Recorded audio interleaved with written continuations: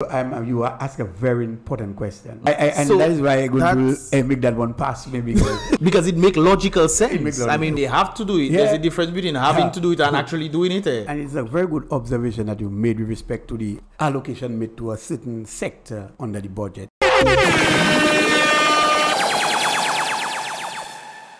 Finally, guys, we are back again for another BrBpTV podcast with your boy Miss Slicks. And guys, today we have yet another special guest, one who has graced us with his presence today, guys. And of course, he is indeed in Portsmouth, Mr. GLENROY SOSO CUFFY, bro. How does it feel to be back in Portsmouth after a while? Oh, it's feeling good. I mean, the sun is out in all its glory, but I'm in an environment where I'm cool and relaxed. Yeah. But you know, I'm amazed at what I'm seeing because I passed through Portsmouth earlier on, and to be honest, I'm not seeing anything happening. I hardly see even a dog on the street, and it's really, you know, it's becoming now something that I have to try to sort of kind of digest it a little bit, you know, more. I have to try to do a closer evaluation of what is taking place, because Portsmouth is not what I used to know it to be. Now, it's interesting that you mentioned Portsmouth and you say Portsmouth is not what it used to be. Earlier on, before we were on the podcast, we were talking about visiting Portsmouth back in the day. Right. So you pretty much see a huge difference in Portsmouth. Can you tell us, you know, before we get into you, just your experience coming to Portsmouth of what used to be and what is today? Talk to us. Oh, yes. Yeah. Generally, I mean, Portsmouth, as you know, when Ross University was in Portsmouth, you see a lot of activities taking place. The students were there. Sometimes their parents visit, you know, so you have a lot of activity. You've seen new development like Whitchurch, you know, there people would shop. I would even pass in Portsmouth and buy my lunch sometimes. During 1 o'clock, I am certain when I come to Portsmouth between 1 and 2 o'clock, I am sitting to get a lunch at Whitchurch's. And now that's no more. You had the Courts and building there. People used to be flooding there, paying their bills, purchasing. And I know a lot of economic activity was taking place. I mean, not only does that, you understand when you had a big investment like Ross and it's now gone, then you have even the persons who clean the yards, who maintain the grass, who do domestic work, they are all absent. So the point is, the kind of movement is not as how it used to be. So you have a little bit of what they call, I can say now, some people describe it as being a ghost town. Maybe that's just maybe a grave word, but I would say it's really slow and it's really something that has to be looked into, because it's heartbreaking. It's heartbreaking. People, I feel sad for what is happening in Portsmouth. It's not like Portsmouth I know. A lot of vehicular traffic, people by the road selling their fish, and so the fishermen would have gone out, they catch their low, and they're outside by the road trying to sell. Vendors. In fact, early on, I saw a vendor who spoke to me and told me, well, look, I've been here since morning and I've not had a good sale. So it's really alarming, and the situation is really grave out there. Yeah, it's not bad. It's well, not I was one of the individuals who grew up in Picard itself. We are considered the sons of Picard. So I saw Picard when it had just Bush only and Ross University there. Right. I saw the development of Picard. I saw the activities that took place in Picard, even to the point where we considered Picard to be a city. Of course. The city of Dominica was Picard, and we kind of had that lifestyle of city boys and city girls in Picard. And then I saw it dwindle to the point where I remember at one point in time where the Haitians were coming in, and the only set of people that you saw on the streets were Haitians. That's the only set of people you saw on the streets, and you tend to wonder what's going on in Dominica. That was after Ross left, and I guess the government tried to put in things in place so that, you know, the people would not feel left out by making the Haitians come and stay in the apartments and this kind of things, until the Haitians themselves were running. And we heard that even back in the day when Ross was there, on the basis of people coming to Portsmouth just to vacation. Was that something that you used to do back in the day, or was it just for work? No, not necessarily for work, but I used to come relax on the beach, go to the beach, and you know, Portsmouth is a nice little view. You know, sometimes I go to the car bridge, just relax, you know, and you know, get the vibe and feel the vibes and interact with the people. I mean, it's just a friendly place. And as you were talking about Picard, I know, remember, people will say that is the upper part of Portsmouth, or I don't know if you want to call it upper class, you know, aristocratic Portsmouth, Picard. So, well, that is for those who believe that is it. But all in all, you know, Portsmouth was a lively town. And as you mentioned about the Haitians, this is one of the reasons why we are not seeing the Haitians. with the departure of Ross, you know, all that heavy activity has now gone out. So the people, the Haitians were enticed to go out, work the gardens, and they were guaranteed to sell some of the agricultural produce. But with dwindling economic activities now, I've spoken to many of them, and they've said, no, it doesn't make any sense. In fact, I had many friends, or Haitian friends who lived in Portsmouth, and they would say to me, you know, man, we love Dominica, you know, I like the agriculture, we have to just work hard to make it happen. But guess what? After the disappearance of Ross, what you find is that Haitians are not encouraged to work. Because they say even the people who work locally in Portsmouth and used to work at Ross, they are not earning, so they cannot purchase. And so most of the investment would appear to be a waste of time. You have the fertilizer to buy, you have workers to pay, and so, you know, it takes out from their pocket, out of pocket expense. But how are you going to recoup on your investment? And the other concern of that. And I know now they have left Dominica in Joe's. And so, you know, it's a problem. But you know, we have the good Lord still, and I think by the grace of God, we may be able to, and not just by the grace of God, by the will of the people and their attitude towards economic development. I think they will have to sit down soberly, evaluate, assess, and probably ask themselves why and how have we become such an inactive community. I very much like the fact that you mentioned God. Because it seems like the way that we are going, it seems like we are completely forgetting about God. And those who actually remember about God don't seem to focus on the reality of the situation. Because I remember there was a particular preacher that was preaching, and he was talking about the revelation equation versus the success equation. We consider ourselves to be a Christian nation, although I don't think that is the case, but they say that Dominica is a Christian nation. Right. But it seems like a lot of people are focused on the revelation equation. For example, people are trying to say, okay, let us just pray and God will just make things happen. Right. Make the benefit of agriculture, make the benefit of the economy, just start, you know, benefiting the people. When I don't think that is the case at all. Because you have the revelation equation, which is praying, but you have the success equation, which is actually understanding how things work. Right.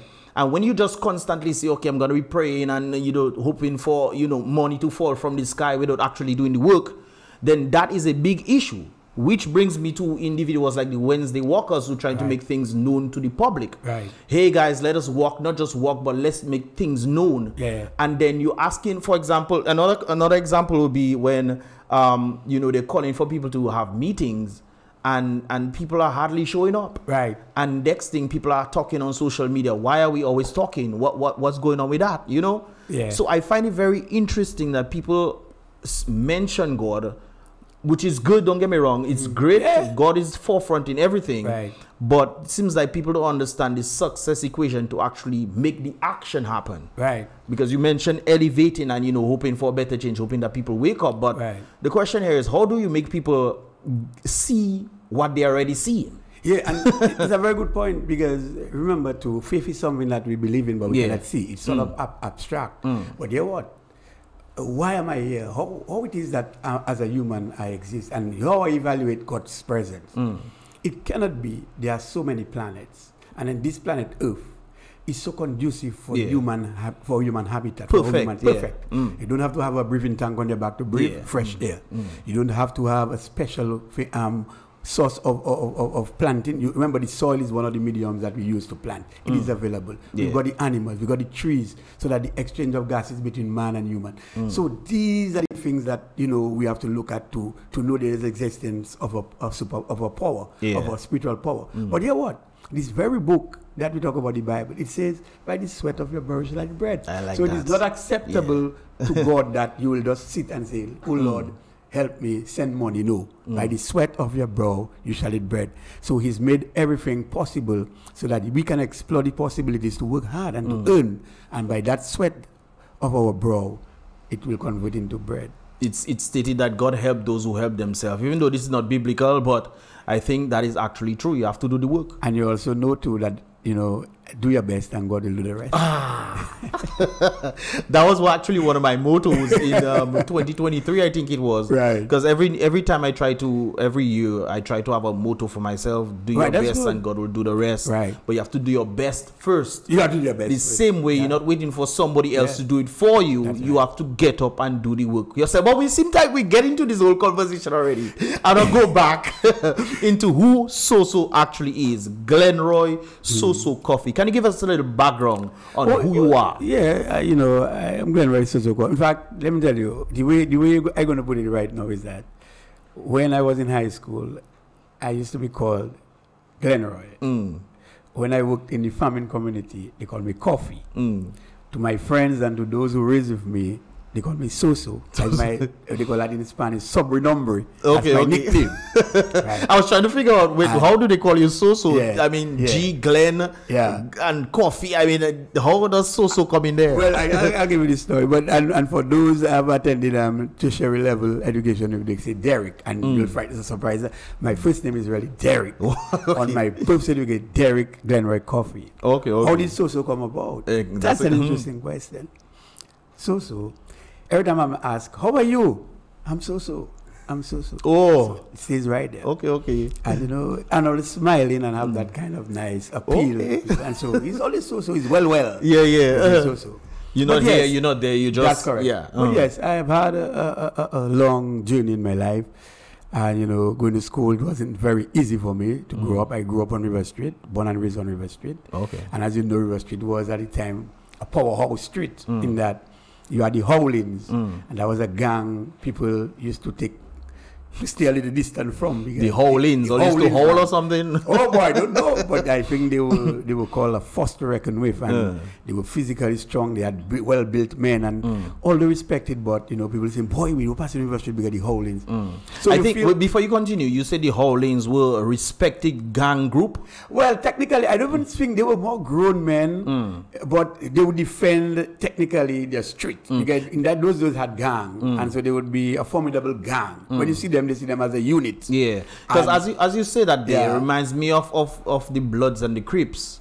Because back in the day, the Bloods and the Crips actually looked out for their neighborhood. They actually looked out for each other. So when you said the Howlings, I was kind of tracing it back to that understanding. So am I correct in that regard? Well, you could probably link it as that, but I was just trying to establish that, you know, if someone wanted to identify River Street, then they should just remind themselves that the Howlings came from River Street. I was trying to make that relationship establish that I came out in a zone where you had people who were protecting the young ones, or they were protective of their community, and the Howlings would stand against any repulsion by some other group, and so not necessarily fight you physically, because I heard of much of that, but I think too you'd get signals of cool it down, peaceful before any such act to take place. But you know, that's it. So I was raised on River Street, been in the river.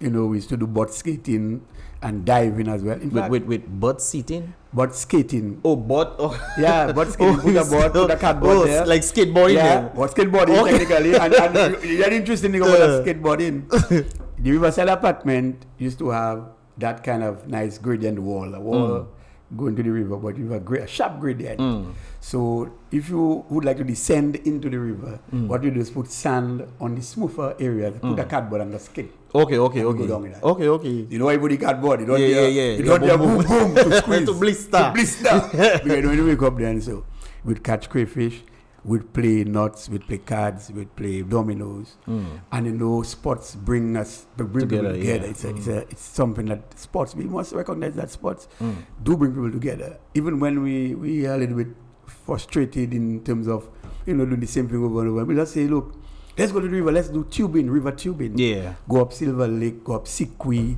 and just put our tubes and just do river tubing. We'd cook a jut by the river, crayfish, we'd go and look for book under the stones, millet, catch millet, and just do what we have to do, and cook our food. We used to have our coal pit. And one thing I'll tell you about River Street is that River Street was a street that was filled of commerce, a lot of activities. And I'll tell you what I mean by that. The ordinary people, you hardly found a person or individual living on River Street not having something commercial to do. Whether it's Bix and Aqua, whether it's Fruit and Joys, whether it's ice creams, whether it's cannips, So there was a level of entrepreneurship there. Yeah, and that's where you get that thing. So everybody had something to do, and that is what that street taught us, to develop entrepreneurship and to know in some time in the future you had people who guided you along in a business mindset. So you had mentors then. Mentors, a lot of mentors, too numerous to mention. But the point is, you want to establish that, and then from there went to high school, St. Mary's Academy. Then after that, I had to get work to do because it wasn't very easy for developing. And I spent 20 long years in the banana industry. In agriculture. Banana. Okay. I work in the production unit, the quality unit, the certification unit, the water management unit.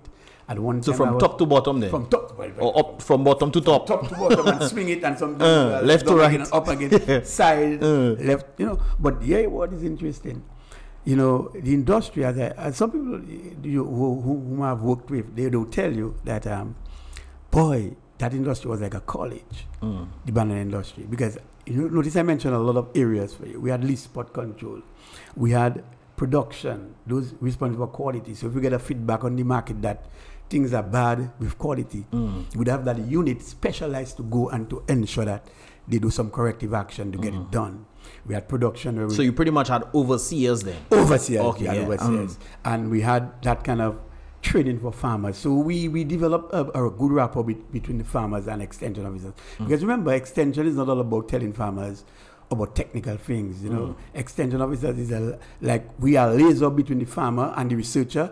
So we tell the farmers and inform the farmers about what research work is being done and how they can improve their production levels and even their farming practices to enhance and to be more productive. So the researcher will do work.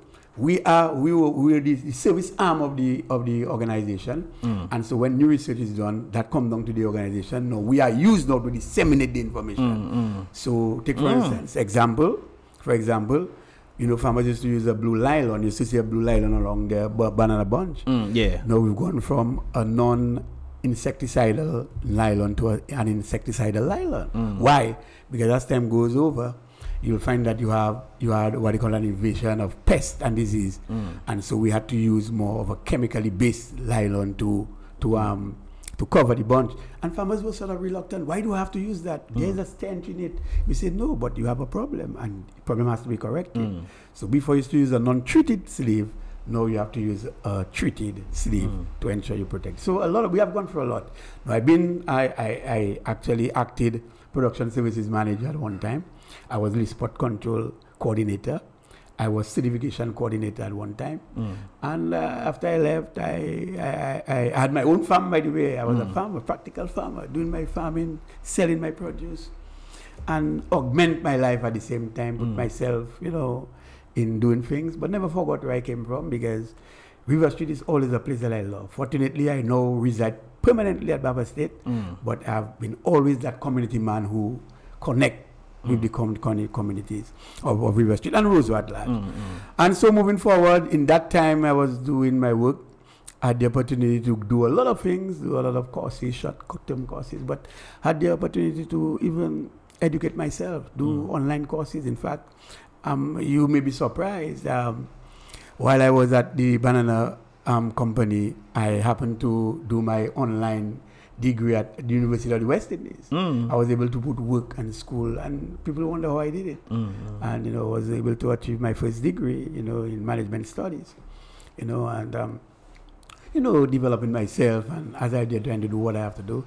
At one time, I got an opportunity to go to Venezuela to do a course, in what you call a language intensive course, Spanish course. And so maybe a little bit of Spanish. Yo puedo hablar español, pero pero falta la práctica. I don't practice much. Un poco. Tengo Mayorosamente. Pero no tengo muchos amigos que hablan español. Bueno. Pero no problem.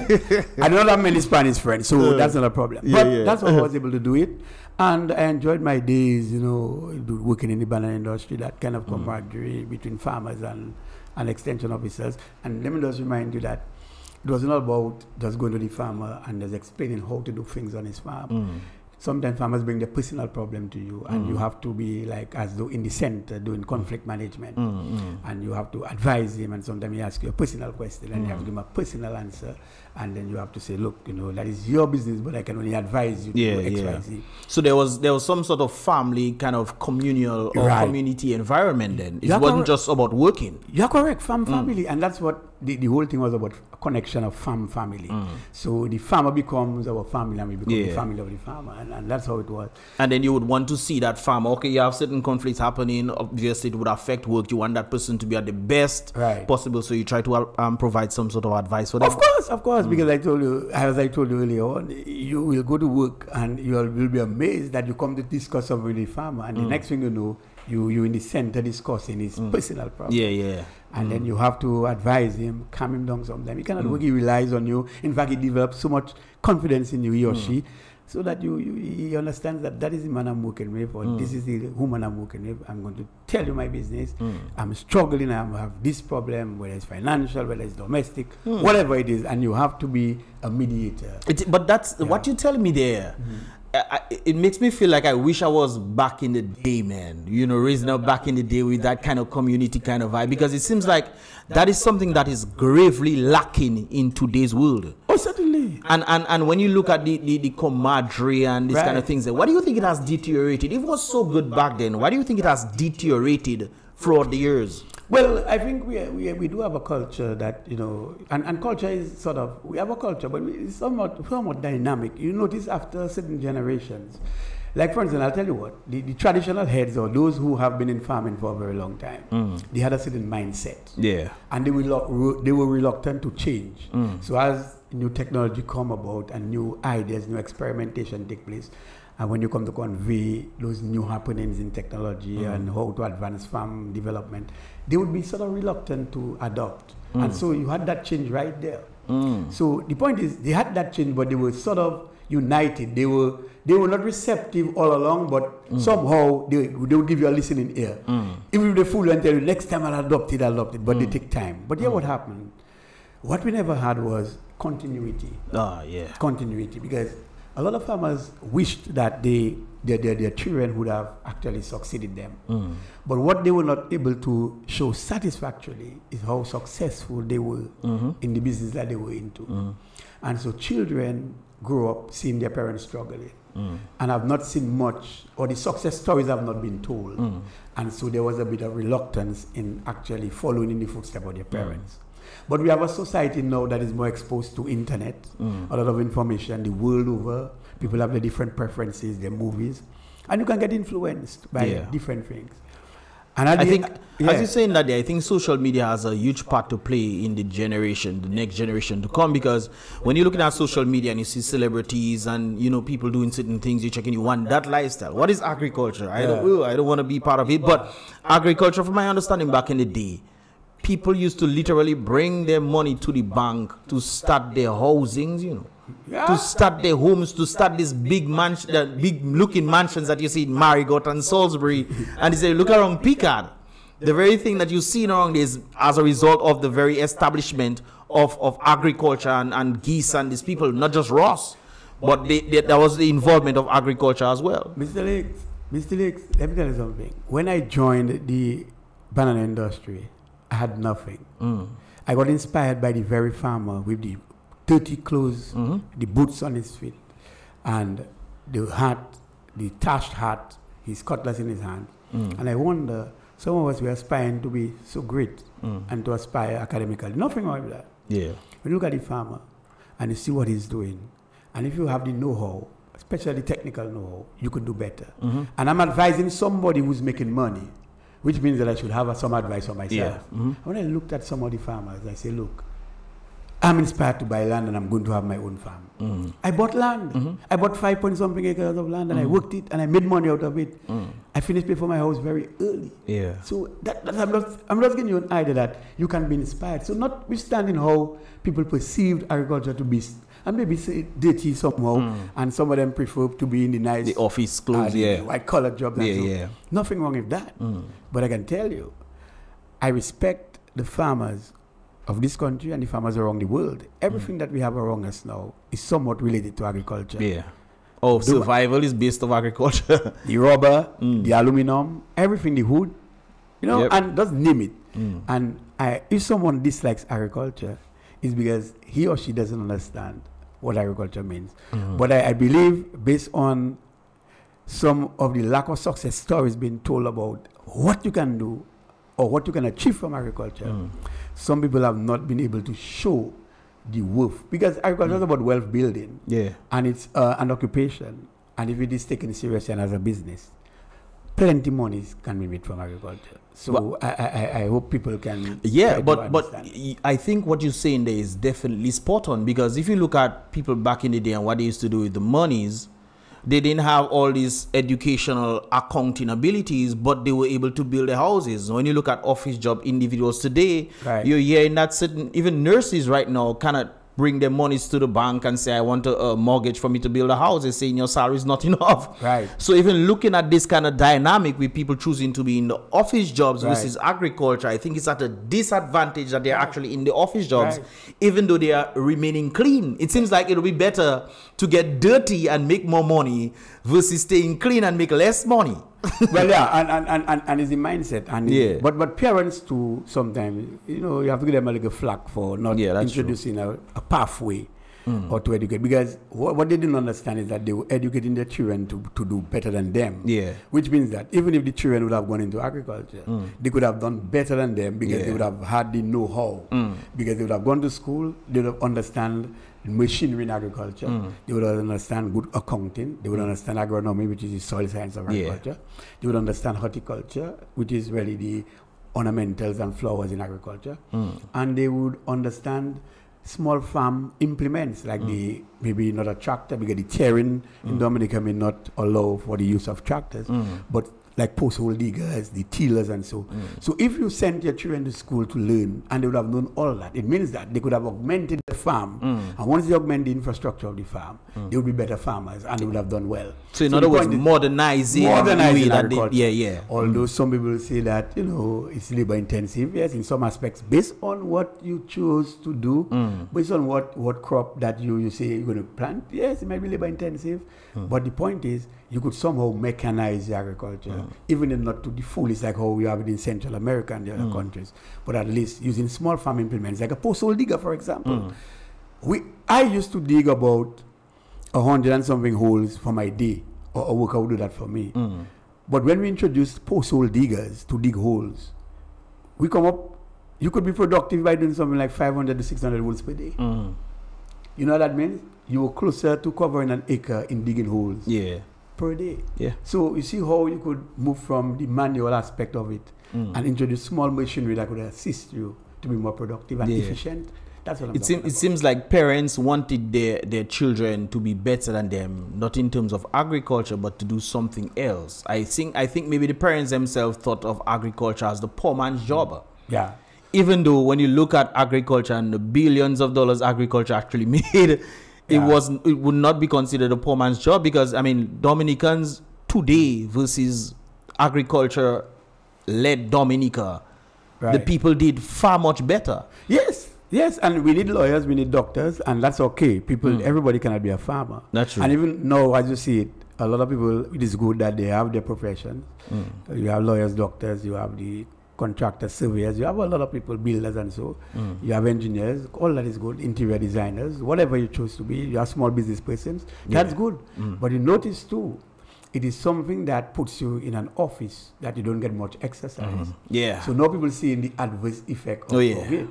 Nothing wrong to be that. So, but you will now choose some outdoor activity that can give you that kind of locomotion in going to the gym and stuff. Go to the gym and so now some people now find it interesting to actually even take up agriculture as their pet project at their home and do their backyard garden, which of course give them that physical ability to move the body and to keep engaged and to sweat. So it comes back to the point that it is all well and good to seek alternative professions, but at the end of the exercise, I believe someone would have resorted to doing something good. And yeah, what one person told me, especially a lawyer friend of mine, he said, look, you know, so that's a good vibes. You know, my parents were farmers. I wanted to be a lawyer. I'm a lawyer, fair enough. but now I have to get back to the same farm I neglected some time ago to get my sweat. But not only getting a sweat, earning money from it as well. So at least we have some semblance of recognition that agriculture is something that is good. And knowing Dominica is still predominantly an agricultural community. So let us not get away from it. It's just that bad policies can actually disincentivize the sector, and I think that is one of the things that is most worrying when you have government policies not really directing at agriculture in a proper way and in a meaningful way, a proper agricultural policy, and do the proper assessment where you have, you go and you check your land use, you look at, you have a soil bank, you do what they call zoning. You know that you have the categories of different soil, and you don't let people grow what they want. You let people grow what the soil can grow. So it's like you have a soil that is, let's say, have all the ability to give you a better short-term crops, production and productivity in short-term crops, and you're wasting your time with a root crop on the soil. Trying your best. You're going to waste your time. So when you would have what they call zoning done, you would have the characteristics of different areas, and once the commonalities come, you can say, look, I declare the West Coast Irish potato zone. I declare the interior for a more sophisticated crop or root crop, and so. So when you do that, you can plan the agriculture accordingly. Do you think the government is doing that? Do you think because let me just start in that manner. The government keeps talking about sustainable development. Agriculture pretty much is sustainable in itself. It's like, you have the resources, you have the materials. The country is saying, hey, use me. I will always produce for you, use me. The government keeps talking about sustainable development, and you're talking about understanding Dominica for what it is, the different soil types and these kind of things. Do you know, I know you're not part of government at present, but do you know if the government is doing anything of that sort? One thing I can tell you is that all of what we are talking about existed before. As I told you, we worked with the farmers, and in fact, farmers could not use what they want on their farms. We do what you call an assessment. The farmer would call and say he requesting a certain input. Even if he had his own money, we are giving him advice as to what is best for him. So in the plastic, for instance, before we recommend fertilization or fertilizer for farmers, use of fertilizers, we do what you call soil sampling. So we go out there and take the sampling, samples of the soil. I've heard of that, of soil.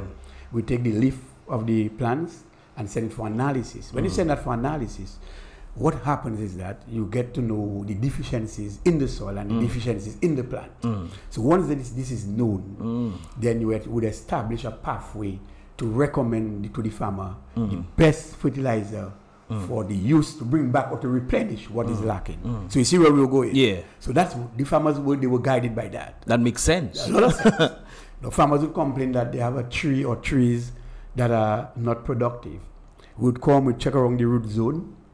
We would even take sample of the roots, send it for analysis. Where would you say? Where would you guys send it? Good point. We would dry, and that is why you ask a very important question. The infrastructure or infrastructures that we had before, we will facilitate it through those infrastructure. Take for instance, we had the Dominica chemist lab, or the chemist lab, the chemist produce lab at the botanic gardens. They had the dryers there. We take the leaf sample. There will be arrangement from the banana company to the lab personnel, and we'll say, look, we are coming with a regime of leaf samples and soil samples. You are going to dry it, and we'll send it somewhere out to Barbados or St. Lucia for analysis. The results will come back, and we'll interpret the results to the farmers. So they would not interpret it for you. You guys would interpret it yourself. Well, we know already because we were trained for that. So we know how to interpret those results. Want to see a deficiency in X, Y, Z, for example, we'd have noticed that our soils are deficient probably in calcium and magnesium. Then we noticed that we'd relate that to they would give you a acidity level reading of your farm. And you know, once your soil is between 2, 3, 4, 5, even that is an acid soil. And when you're getting higher, you're getting closer to a soil that is alkaline and have all the abilities to give you what you want. So we know once the soil is acidic, from 5 below, we take it down and say, oh yes, soil is acidic. Here's what we're going to do to condition the soil itself. You could not have done the whole area, but what we do, condition around the root zone. You plant in. So we'd recommend white lime And we probably recommend dolomitic limestone, which has 2 plant food. Because remember, I talk about deficiency would be magnesium and calcium. So you need something to put back magnesium and calcium. What to do that? Dolomitic lime. So we'd recommend that to the farmer. If it's only calcium that is lacking, we'd recommend calcitic limestone. And we'd recommend the type of fertilizer necessary to bring back the kind of level so that the plant can perform. And so that is what we used to do. And I told you about the root sampling we used to do, send it for analysis, and they will monitor, the people would monitor in the lab the level of nematodes, but we're at a threshold. And once you're above the threshold, then you would have to give it a nematicide and treat it. And, you know, farmers work with us well with that. Would help farmers to show them how to do their spacing so that they would organize their plants in a way that is properly spaced, so equidistant as possible each other. You get enough sunlight, you get equal sunlight, you'll get equal aeration. We'd make sure that we keep their weeds low. In fact, it would be interesting to note that when you go on a farmer's farm and he says, "Coffee, but I'm using a chemical and it's not working," you know what we do? We look at the leaf species, and we still have our sort of book, go back to it, research it. That is a whole science, right? That is not agriculture anymore. That is science, you know. And say, look, fella, the recommendation is that you have been using the wrong weedicide for that grass. So let us say, for instance, you have Zebgua. You know about Zebgua? Well, I don't know about that. Well, Zebgua is watergrass. Okay. Watergrass, they call it, well, the scientific name is Commelina species. So we know once we see Zebgua, we already have a chemical for Zebgua. So the farmer doesn't have to go and buy and use and waste resources trying to get a chemical to kill the Zebgua that cannot kill it. So it's straight off talent for you, go and buy talent. You know, something came to mind on the basis you talk about using weedicides and these kind of things there. Based off our understanding, isn't that a bad thing to use in the environment? Well, before and now is different. Before, we use that widespread. As we get into more sort of sanitized production with respect to organics, and even doing things with the less use of pesticides and so, we had to get rid of it. In fact, at one time, the gramoxone we used to use before, the active ingredient in it is paraquat. And there was a report on paraquat that it is part of the dirty dozen. So therefore, we were not able to bring in paraquat or any gramoxone at one point. But we also had a pesticide board that is to vet the chemicals that come in. And so pesticides could not just come in, it had to have the approval of the pesticide board and by government. And government will put policies in place to ensure that we don't actually get chemicals in a different language so that we can read it. So these are some of the things that we were safeguarded by. Today, I think probably, maybe, still happen. Some chemicals come in without probably, I don't know. In fact, I see chemicals with, you know, foreign language.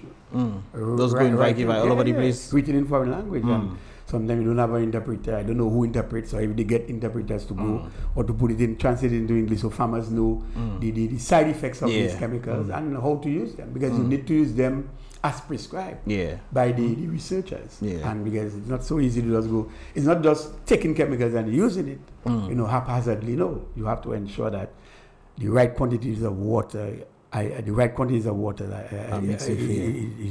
used, and the right quantity of chemical is used, so you get that balance.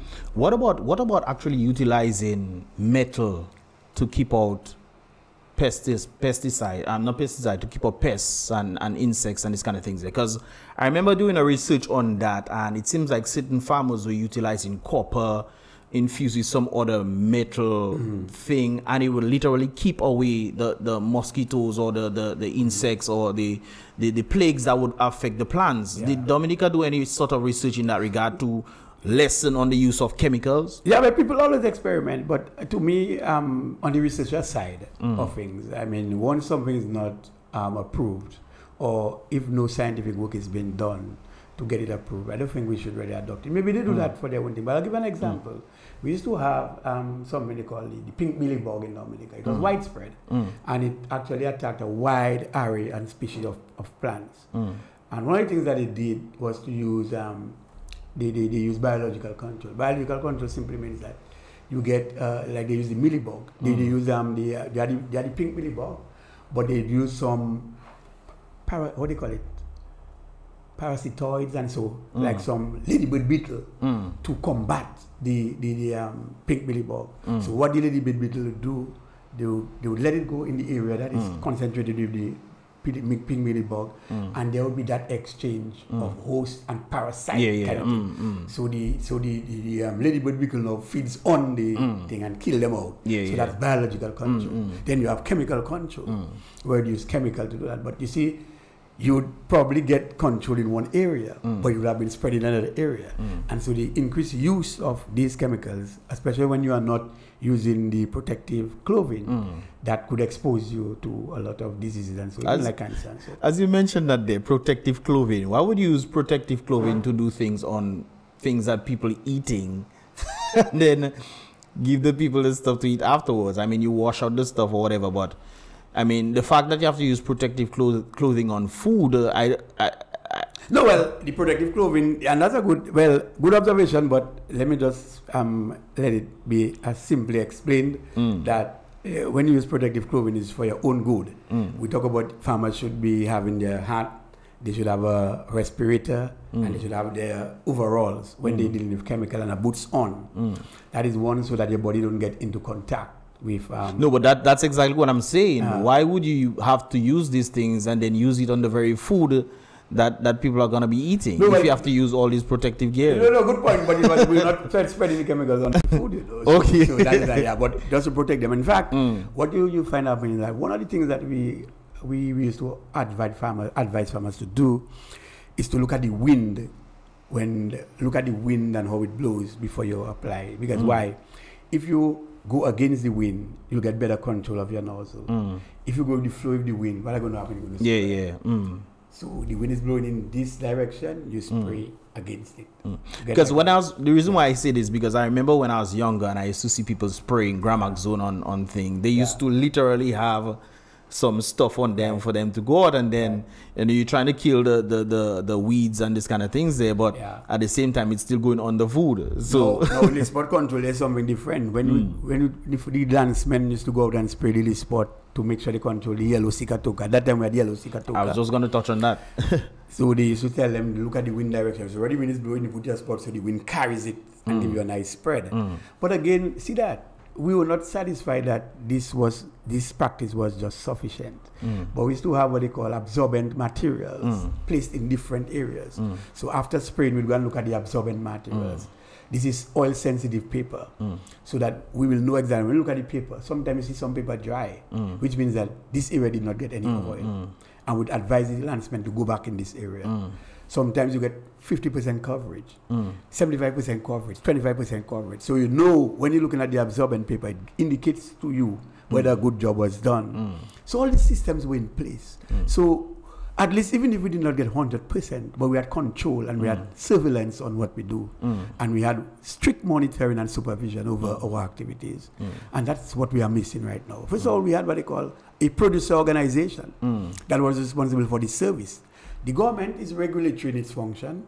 We are just going to do, and they have to set the right policies, but we were advisory in our function. So function at the banana company or in agriculture generally was to give advice, but the government would be regulatory in its functions. They put in necessary regulations and policies to make what we do even better.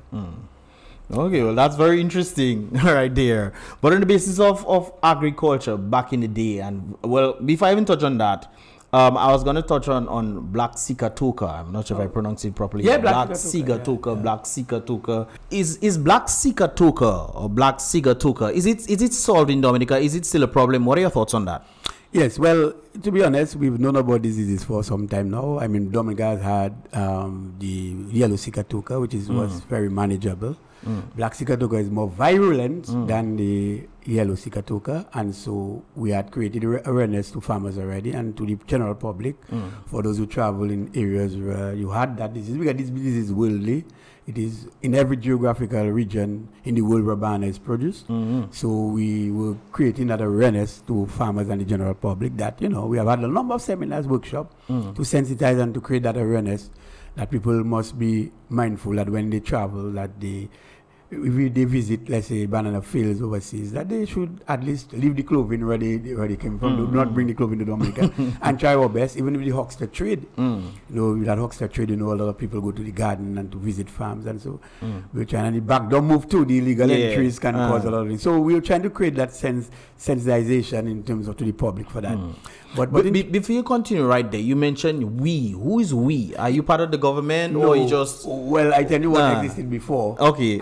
And you're correct. And I get into the point. So the question is that, is it controlled? Have we sufficiently managed Black SIGATOKA? I can tell you Black SIGATOKA was poorly managed in Dominica. Because as I told you, even Ecuador as we speak, and you can do the research when you're through, Ecuador, in terms of the export market, is world #1. But do you know, by the way, as we speak, India produces the most banana in the world, but it's more for domestic consumption. But we're talking about the export market. Go to Ecuador, #1 in the world, and their target market is Europe. But they have Black SIGATOKA. And that doesn't prevent them from doing 15, 16, 70 tons per acre. So what are they doing? And what is Dominica not doing? Well, with these countries there, you know, they have large farms, they have hectares, they use aircraft for their control. There's a lot of chemicals, so you get a better control with the aircraft as well. They have a lot of other practices that they do. They have deep drainage systems.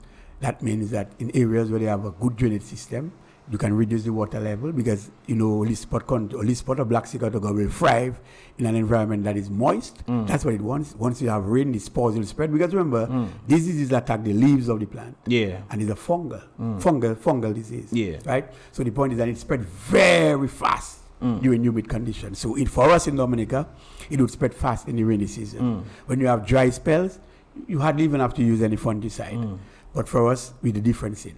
But the other countries, they are highly mechanized, and you cannot compare them. Their practices, their farming practices, and their systems, you know, they are different. Is that an excuse for Dominica, though? Because, we can adopt some of the things that they're doing. The point is not an excuse because, remember, we have smaller farms. Smaller farms. So it should be able to be managed better. Smaller farms should be able to manage better. But what has happened, I think, it has been a high-cost center with respect to the price of oil and so. And even so, the people that were trained to do this spraying, we've had a lot of them left the industry, and we have a lot of them left, and we're not able to continue. And again, I don't think we had a sort of training for new entrants or people who wanted to adopt that thing. A lot of farmers too, they adopted private spraying, but they were not given the adequate training in terms of doing it properly. How to do it properly. But again, control of any SIGATOKA disease is not about just spraying chemicals. It's about your husbandry practices. So we have told farmers that if they increase their husbandry practices by reducing their weeds in terms of too much weed on their farm, to make sure that they prune their banana mats so that you have enough air coming in and adequate sunlight, and then they do the necessary practices and fertilizing efficiently and effectively. And once they would do that on time, then you could control the disease. In fact, in Jamaica, Jamaica has Black SIGATOKA. And one of the things that they used to do when they were thriving in bananas is to make sure that their practices, their farm practices, their husbandry practices were on top. And they were able to save at least 40% of their production given the fact that they had Black SIGATOKA. So it's nothing strange. And we knew before that we didn't have it and we should be preparing for it, so we should have been much more advanced in doing so. I said it's a high cost center to get it controlled, but if our practicing farmers were taught in the correct way, as they were taught before, I think we could have maintained the industry. And one of the things that was happening is that plantains are very much more susceptible to Black SIGATOKA. So what was happening is that we had to train farmers to keep their plantain plants away from the banana production. So what would happen is that now we plant a lot of plantains. The biggest plantains are more susceptible to Black SIGATOKA. Then you'll find that the plantain plants were getting it quicker, and then would spread it to the banana farms. So there was a mismanagement between that. And also too, we use plantains as indicator crop. Notwithstanding, I told you that plantains are susceptible to Black SIGATOKA. Once you use it as an indicator crop, it will tell you if Black SIGATOKA was around, because it would have definitely attack the plantain before it attacked the bananas. So even so, I believe there was a bit of negligence, even if you have a few planting plants to indicate to you that you have Black SIGATOKA. By the time farmers catch up, look, I see in a leaf, it has already spread it, and then, you know, that all that could. So we made a few mistakes with respect to, and I said we made a few mistakes generally, because the point is, when something does dawn on you, you wonder what to do. But we had everything planned. In fact, let me tell you something. When I was leaf spot control coordinator, we developed a record-keeping book to show farmers how to record and to show signs of any changes in their plants and to record when necessary some of the changes that is in their plant. So once we see that, we'll have a quick response team responding to many of the complaints that the farmers have recorded. If some of them were unable to record, they would go home and tell their people who was able to do it for them. Because the same family thing, we advise farmers to get their families involved in helping them to record the activities on their farm. So that if they found something strange, that they would record it and they would report it, and we would do a quick response to an assessment, and based on the gravity of the situation, we'd call in the experts to do a final assessment and to confirm whether or not we need to take certain actions. And that is how we were well organized. So I can say categorically, the government has failed the management, with respect to the management of Black SIGATOKA. Notwithstanding, the oil was on time, probably in some cases. Notwithstanding, you had farmers who were willing to do what they had to do. But the whole management of it was just a spoiler. I think they had to piggyback on what existed before. And I'll tell you what happened to them. While I'm telling you that, the world should know that. Because of politics. I worked in the banana industry for 21 years. There are others who did 30, 40 years of service. A number of us were idle, and the government failed to ask us to just engage us, to get involved in helping the situation, because they felt that we were politically affiliated with the United Workers' Party. What nonsense is that? The reason why I'm asking this on the basis of what the government did, and you keep mentioning we, I'm guessing you're talking about the we of what you were involved in versus the government. Yeah. But it seems like there's a disconnect between both parties. Why then is the government, knowing that Dominica is an agricultural nation, not linking up with you guys to further help or to solve the problems that Dominica was facing? You have expertise at large at your disposal. The common sense thing to do is to engage the guys, ask them if they want to come in to assist, because we have the expertise, we know the know-how. And so the government in itself, I think they lack the fortitude to engage people, because they are so bent on petty politics that they feel. In fact, they describe us and they actually label us as being an arm of the United Workers' Party while we were extension officers. In fact, when we were asking for certain things, they refused to give it to us because they felt that we were arm of the United Workers' Party working against their policies. But it wasn't that case. My friend, I know farmers who supported the Labour Party, and farmers have asked me to give them certain inputs, and they were not ready to have those inputs, and I said, no, the work has to be done first. And I know farmers also that were UWP supporters in the farming community that asked me to give them favor, to give them things, and I said, no, the work has to be done first. So it's nothing about politics, which we did everyone equally. The work must be done before you get the assistance that you require. So let me just say, from the onset, that the government has failed to engage those who have the experience to continue in the banana industry. And I'm not talking about the guys in the Ministry of Agriculture. They have different roles. They are different crops. Our primary objective and our sole concentration was on the Musa species, planting bananas, and when necessary, advise farmers on their short-term crops and to help them to develop a plan so that they could have a nice layout on their farm as to what they plant where, and to even collaborate with the Ministry Extension Service officers to help. And we had that collaboration. We could go together on the farms and have what they call a joint approach in terms of the farm development. That is what we knew. That is what we knew. Yeah. And so right now, this government is failing because there are a number of constraints that the extension officers face, No transportation, no mileage is paid to them. They have to cover more ground in bad roads, and they have to use their own personal vehicles, not getting mileage. More wear and tear, things are expensive. My friend, you cannot have an agricultural sector function in that state. Look at the feeder roads, the state of the feeder roads. I was just going to mention that. It's now we're talking. To get the best quality, you have to have proper feeder roads. And I said before, and oftentimes people say that, what are we doing? We have advised this government. I personally have made certain recommendations. I said, look, Hurricane Maria may have caused tremendous damage to this country. It was humongous. Yes, damages were humongous. But this was an opportunity to direct the agriculture in a way that you get maximum benefits from the work. Take, for instance, what was so difficult in putting mini crushers in different zones of Dominica?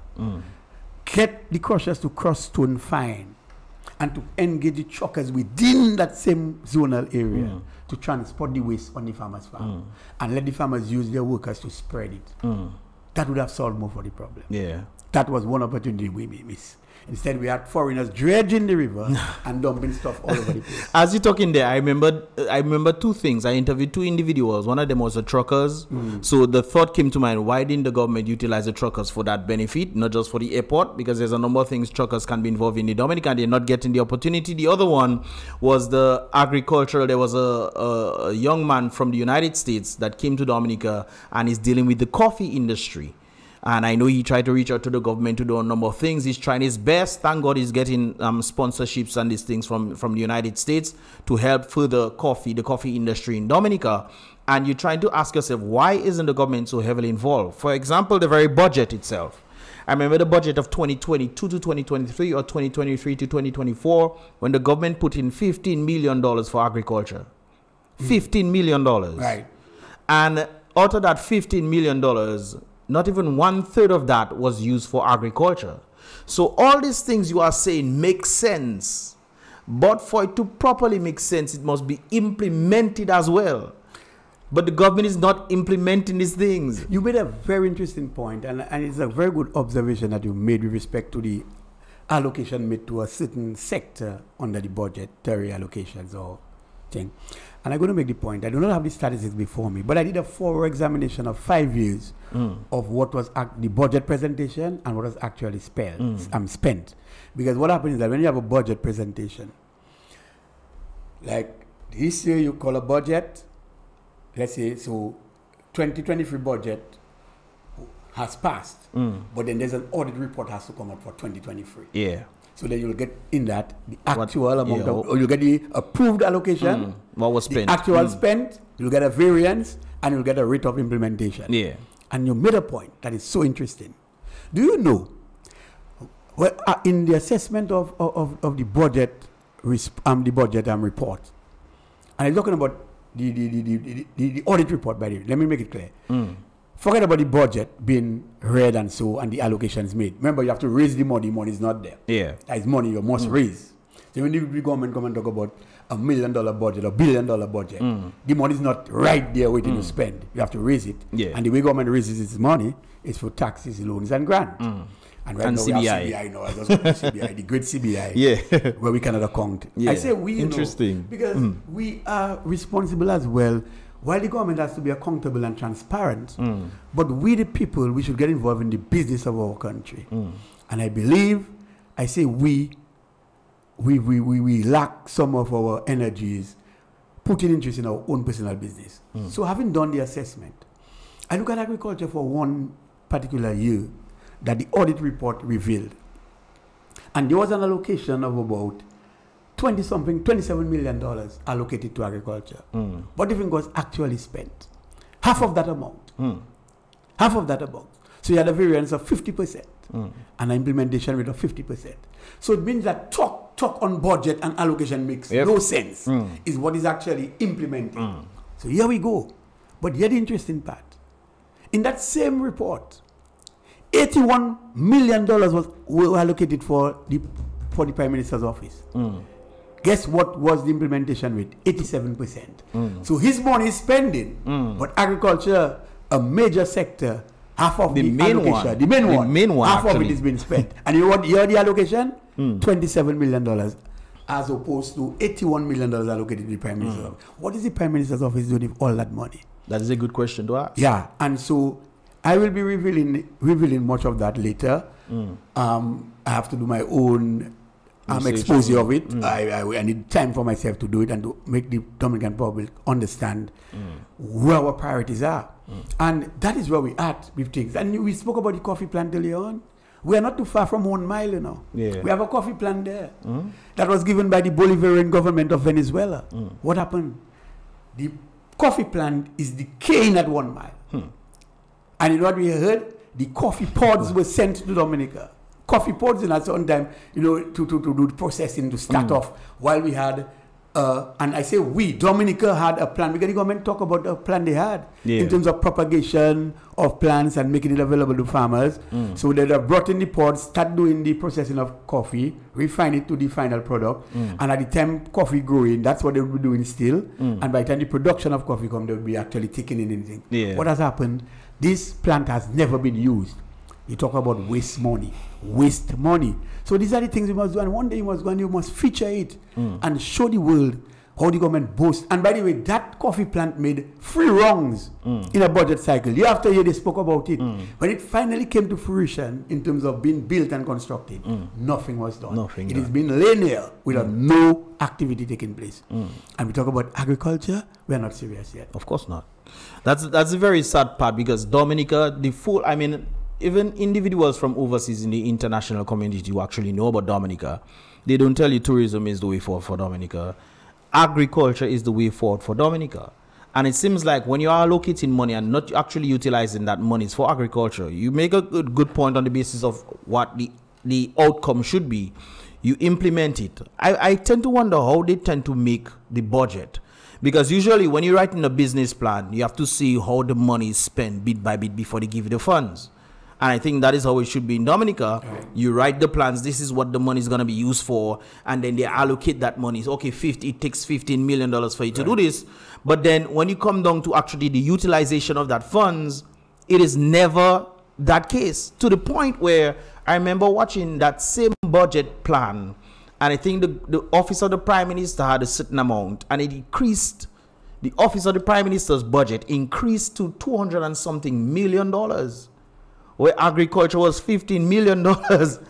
So I'm trying to figure out where are the priorities of Dominica when it comes down to the situation. Very good point. And you made a point. If you are involved in, let's say, liquor production, banana liquor production, let's say that.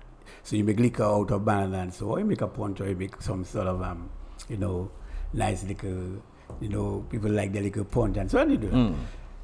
As you do that, and you do it over and over, you become perfect. You perfect the art. In fact, you may even have a product unbelievable. And, a taste to none, because you have perfected the art of doing that over and over. So you have mastered it. So the budget allocation over the years, the government, like anything else, past government or successive governments would have had the experience. And for this government particularly, 20 plus years, you're doing that over and over. 20 presentations of budget or 24 presentations of budget, like to advance. You have not mastered it yet. And you're telling me the main sectors, you cannot fulfill half of what you allocated for them, but yet you go and you do what they call, you are already going to source the supplementary appropriation, as by the way prescribed under law.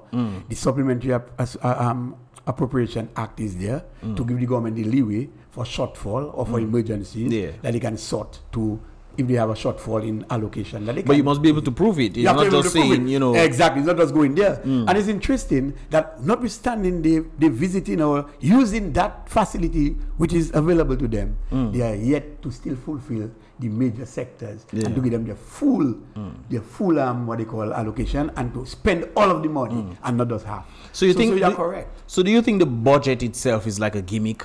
Well, I mean, for the past years, you've seen the allocated number of monies is not being used. You're not seeing how the money is being used. Do you think it's a gimmick? For the past 5 years, Dominica's budget is favoring foreigners. Dominica's budgets or past budgets have been favoring foreigners, not Dominicans. I have not, and by the way, to be honest, I have not. I started listening to the Minister of Finance, Honorable Minister of Finance, giving the budget this year, and some way, maybe 15 minutes into his presentation, I had something important to do, so I left. But just on the surface, he was just going to preamble and so. And it's the same, talking points, reciting some of the same things over and over again and so. And you could see cut and paste and so. But I have not heard anything further to that, and I have not read further to that. So I cannot really give a good account of, the budget of this year. What I do know is that I was engaged earlier on with some young people who I asked them, have you all paid attention to the budget? They said, with budget, over the years, the government has neglected youth. And it's very true. That is reflected too in the audit reports, where they do a big show about how much they allocate to youth. but in terms of actual spending, disappears again. This is why I believe it's a gimmick. Well, and you're asking the question. So all of what you are saying here is that it appears to me that we are having a budget as a formality. And one of the things that we have not been hearing is that a budget, when you present a budget, to me, when you come to present the next year's budget, you should tell us whether or not you had achieved your objectives. And you should tell us whether you had a balanced budget, you had a budget deficit, or you had a budget surplus. That is what will make us know whether you're doing things. And by the way, out of the 5 budgets that have the analysis in and the audit reports, the government has 3 of these budgets experienced budget deficit. So which means it tells you that the expenditures were higher than. Well, I mean, the gross domestic product at one point in time was 106% debt to GDP ratio. The debt to GDP was about that thing, and a good rating would be between 60 something and so. But these guys, the indicators, you know, I don't know how we do, and I blame Dominicans, the technocrats in the various ministries. I think they know what they are doing. They are trained. They know what is ought to do. But for some reason, I don't know if they are letting politicians guide their judgment. But they shouldn't be guided by the politicians. The politicians are responsible for policy. Yeah. You, as a PS, or a permanent secretary in your thing, you are the highest technical man there. You're supposed to have, when budgets come to you, you're supposed to make sure you manage your ministry, the spending. You have to watch what you spend. You have to watch and to make sure that what you say, all of what you recommended are implemented. It's backed up, and do that. Now, you know, we have a lot to talk about, you know, because trust me, I find nowadays ministers want to get involved in technical work, and we'll come to geothermal and the alternative sources of energy, so that you'll understand where a minister should not get involved in that, because all we hear from them is that we are hearing that, oh, you're going to get benefit, better benefit when you get geothermal, cheaper energy, cheaper prices. We heard that for PETROL CARIBE. Yeah. Right now, Dominica has certain tanks on island. That has become they have become an environmental hazard. But Dominicans are yet to benefit from reduction in gasoline, reduction in diesel, fact, in increase and reduction in electricity rates. In fact, we have an increase. So it doesn't fool me. So do you think I heard from the grapevine, and I'm just saying this. I heard from the grapevine that it seems like these tanks that are being used are used to store foreign oils, and then these oils are being transferred out of Dominica. So it seems like Dominica is a meat ground. I don't have the evidence on that. I don't know. Okay. What I do know is that if that was the case, I don't know how we could have run short gasoline or fuel, and we have storing for people. I don't know. Well, depends on whose oil it is. Well, that's true, but I have no knowledge of that. I cannot confirm that. If it could be rumored that, but so many things, you mustn't let anything escape you. Because it makes logical sense. We have oil here. Yeah. We're running short of oil, yet still we don't have to supply us. Yeah, well, and that is why I'm going to make that one pass me, because I don't like speculating. Although in the absence of information, one is left to speculate. But for now, but nothing passes. We've heard Dominica had tankers shipping illegal oil from one state to another. We never knew about. Well, we saw it on the news. We saw it on the news, and we never knew about the registration of those vessels. So you know, there are a lot of secrecy. Government is non-transparent. Yeah. And you know, for government who claims that they are transparent, there's a lot of secrecy. Fine. Transparency is not coming with a budget. You know, that's not transparency. Yeah. It's being accountable to the people. True. You know, you've heard about CBI and so much, and we're just not hearing things right. And you know, it's just the government must come clean the people of Dominica. But I think they're not even supposed to come clean again. They need to be out. Yeah, that's true. Government needs to be out. I agree with that statement right there, because it's like I remember one of my friends saying we finally have the chance to rectify the wrongs that we've done, and he's a Labourite. Of course, that was 7 years ago. And I don't think that was solved. I think it got worse. It got worse. And you know, I'll give you another example. That take for instance Roseau City, and it would be remiss of me to come here and do not advocate on the city of Roseau. Roseau Central behalf. Because for too long we have been hearing about a Roseau reinstatement project, Since 2014. Roseau Rehabilitation Project. They changed all kind of names. And we ain't that from Adam. What we have not seen is a transformation of Roseau. And but we have though. Well, the point is... Because it got worse. Well, what you have not seen is a transformation of Roseau, and I want to maintain that. You mean a better transformation? Under the United Workers Party, we had 4.5 years in office. Yeah. And we were gearing up to really make Roseau not just the envy of the Caribbean, but make it a city where people would feel life is they're able to come to seek alternative employment and to seek better life and to let the growth of Roseau expand to the other communities of Dominica. So your capital is so on top and developed that it would be an avenue so that it would allow you to suburban and the urban areas and the rural areas to get going. And over the years we've been hearing about revamping Roseau, making something. Have you seen the sidewalks in Roseau lately? Yeah, I actually did through Mr. Henry Shillingford. Right. I remember he did a walk through Roseau and talking about the abandoned buildings and this kind of things. So there was a transformation indeed, but I don't think it was for the better. We had a team in Roseau. We went around and we've done our work, and we came up with 199 empty lots or lots. It could include also lots that are houses that are derelict and need to be fixed or to. And the other thing about these derelict houses is that they are made of wood, and should we have a fire, you know the fire hazard that can cause. So that's a big problem already. So 199 lots.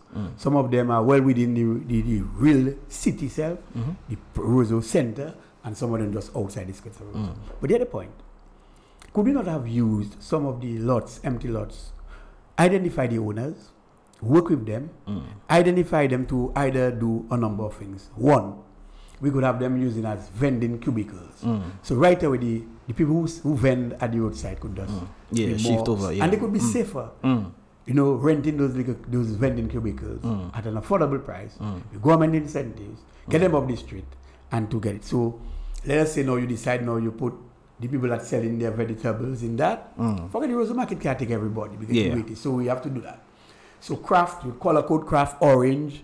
So if people are looking for craft, now they're going to the orange booth. People are doing vegetables going to the green booth. People are doing XYZ, blah, blah, blah. But the point is you get them out of the streets.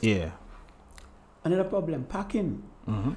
There are enough sizable lots in Roseau that could have been arranged properly, developed properly to at least house about 10 to 15 cars. Do you know if you have 100 lots that at least house 20 cars? Do the maths. 100 lots, empty lots that could that could house 20 cars.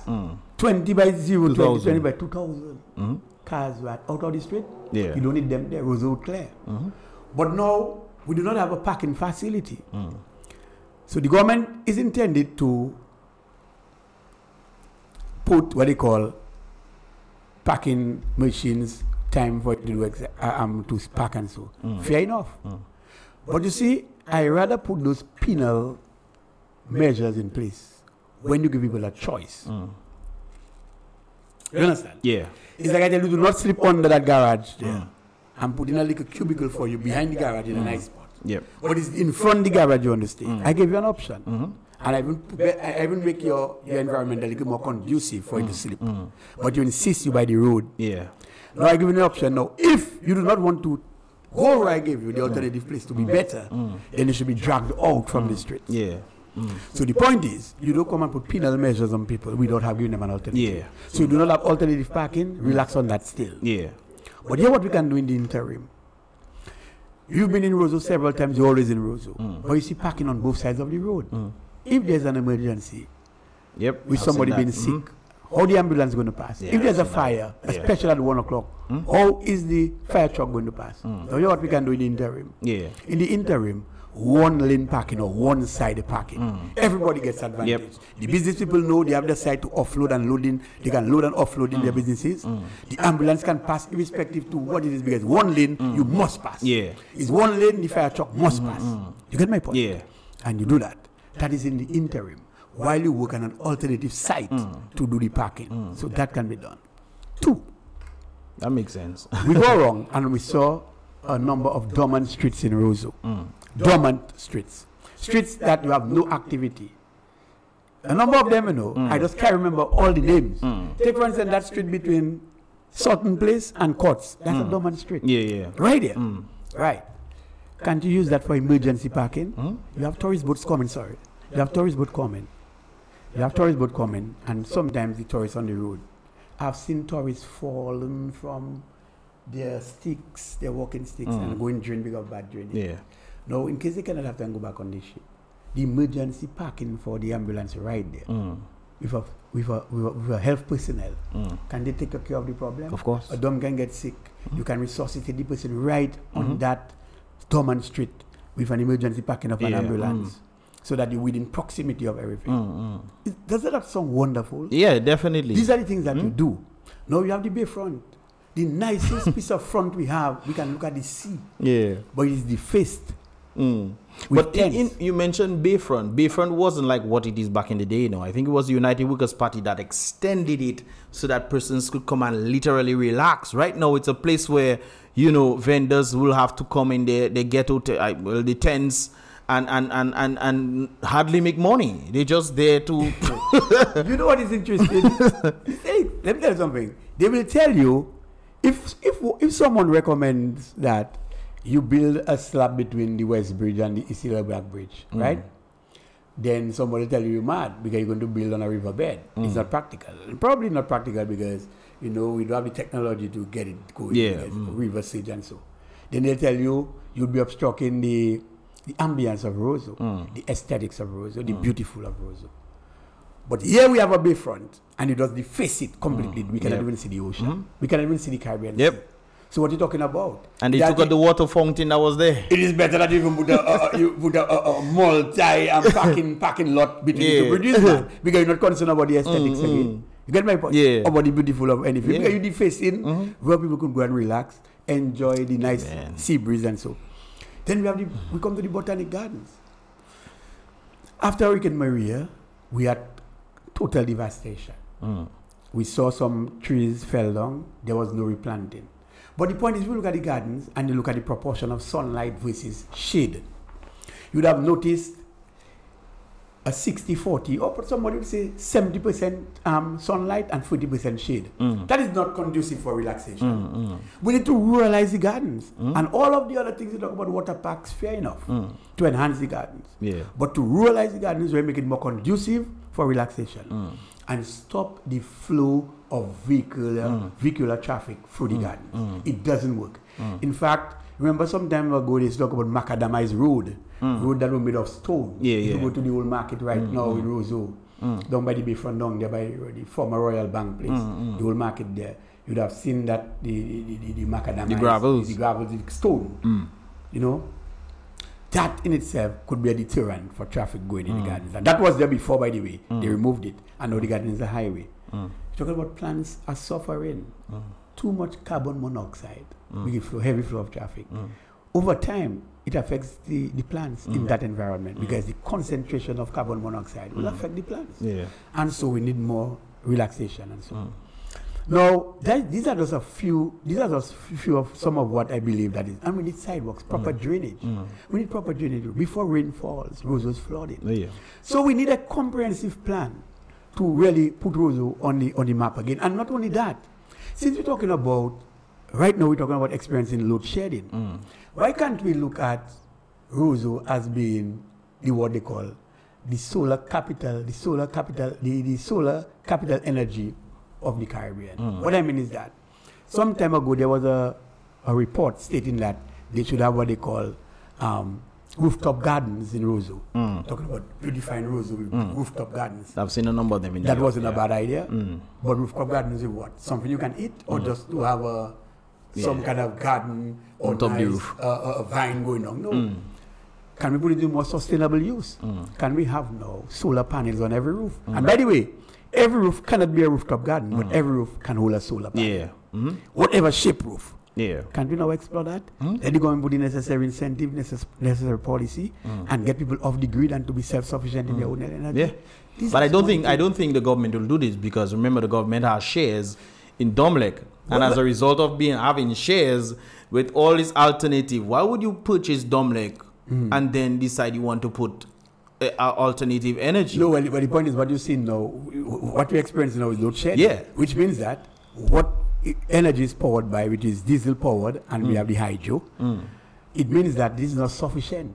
And therefore you have to load shed to make me and you and the other people have electricity. So I'm talking about upgrading and let some people get off the grid.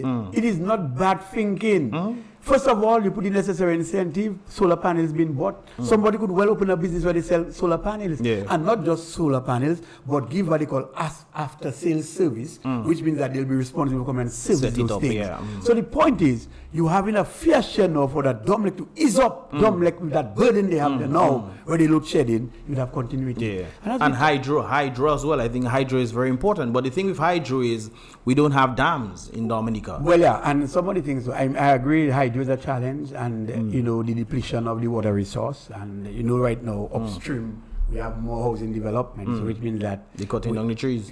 By cutting down the trees, you would have a depletion in water supply and the flow of water. But the thing is, if we so care about our rivers, we will try to replant them. No, well, the point is, again, a sensible government would think of doing buffer zones. Buffer zones, and to do buffer zones along the river banks, and to make sure that you have no development close to the river. But again, if you look at the way we are geographically spaced, more of our location or where we are, heavily populated on the west coast, and more of our good flat lands on the west coast. So we find we are heavily populated. And everywhere we see a flat, somebody want to take advantage to build something. But again, as government, you come to intervene, and you put not regulation, but you help people to help themselves. Because I may have my private land, but I may be ignorant as to how I can help in terms of environmental preservation, environmental pollution, and even so depleting the water source. So you as government put your expertise there, call meetings with people, sensitize them as to how they themselves can actually, when they finish build their house, try to put trees around it, so that again we can sustain the water source. And these are the things that we expect government to do. And just normal thinking. You see, I just talking. It's common sense. But why you think the government doesn't think like this to actually try to do something about it? Instead, they're going to buy generators to rent to Domlek as if that solves the problem. Exactly. That doesn't solve the problem at all. And we can go further to say, yeah, we have to explore other sources of energy, alternative sources of energy. Yes, we must do that. See the geothermal. Not a bad idea. But your plant, your production well, or your production thing going to give you what? 8 megawatts. You're not be consuming 18 megawatts. So it's still below. What are you putting an 8 megawatt plant for? Is it that you can get, that is the capacity? Could you have done more? And if you could have done more, why you don't do it?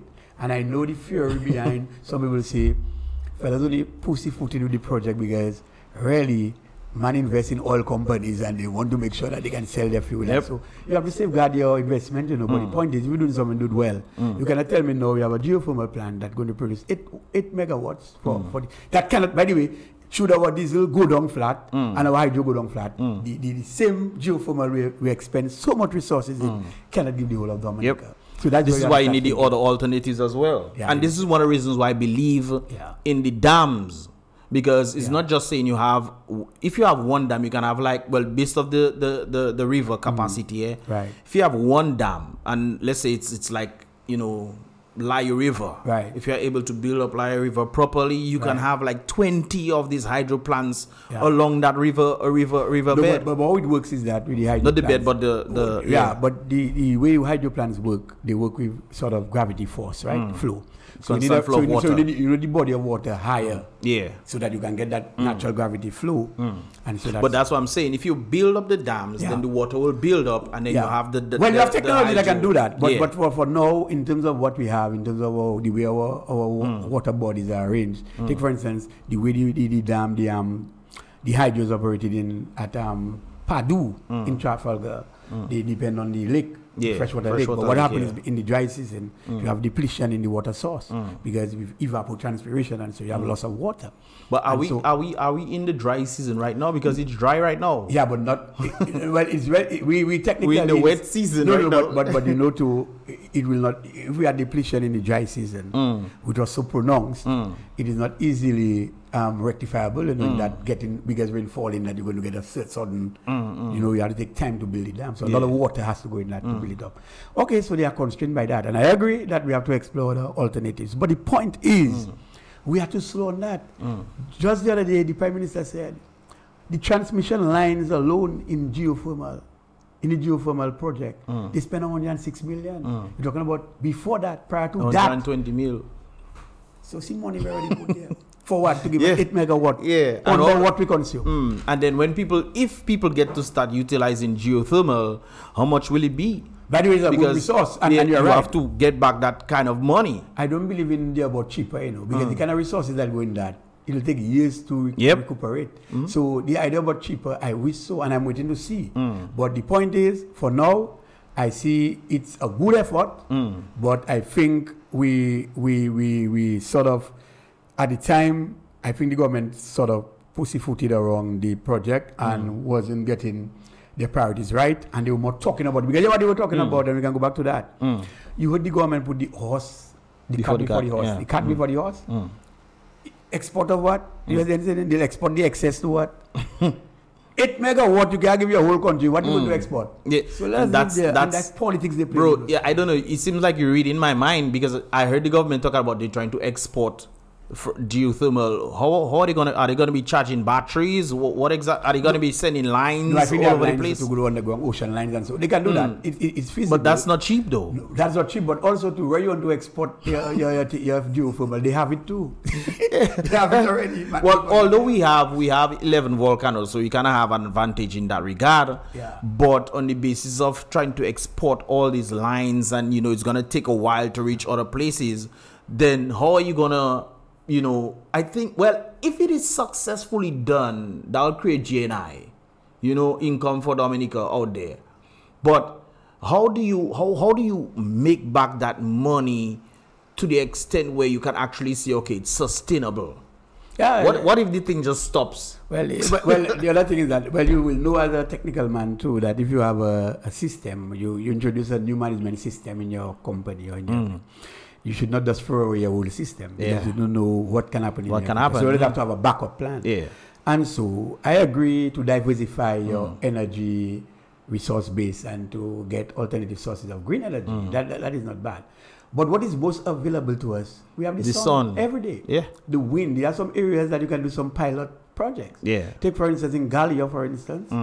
I know it may not be as pronounced year-round, but in Gallia you have that steady wind and flow. constant wind blow, and I saw sometimes they get wind for 6-7 months.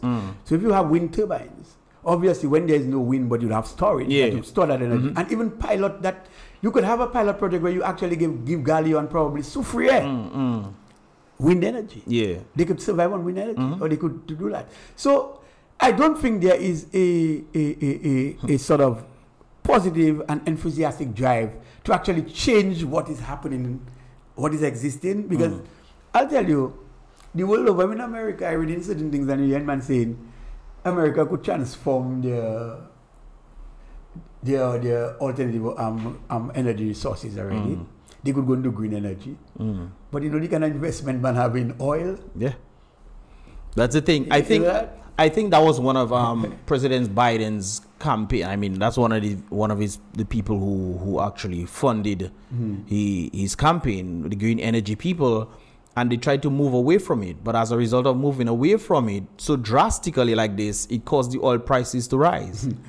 Well, I remember seeing the trajectory of the oil price rises before the Russian war. Right. And it raised like $1, I think it's $1.35. It raised before the Russian war. So that tells you it's not just saying, oh, let's do something. You have to take your time and proper analyze how you're doing things. The thing with the geothermal, I agree, yes, it can be necessary, but I think geothermal should have been the last resource that we actually use. We have solar, looking into solar. It's easily available for us to be able to set up the solar. Yeah. You might not be able to put it everywhere, but there's a good amount of places you can actually put it. Yeah. I've seen places like St. Lucia, St. Kitts, Dominican Republic. These places have solar fields. Little St. Lucia has solar fields, you know. Of course. Dominican Republic itself, they have wind turbines. They have all sorts of things that they actually utilize. Yeah. And Dominica, we have sun, we have water.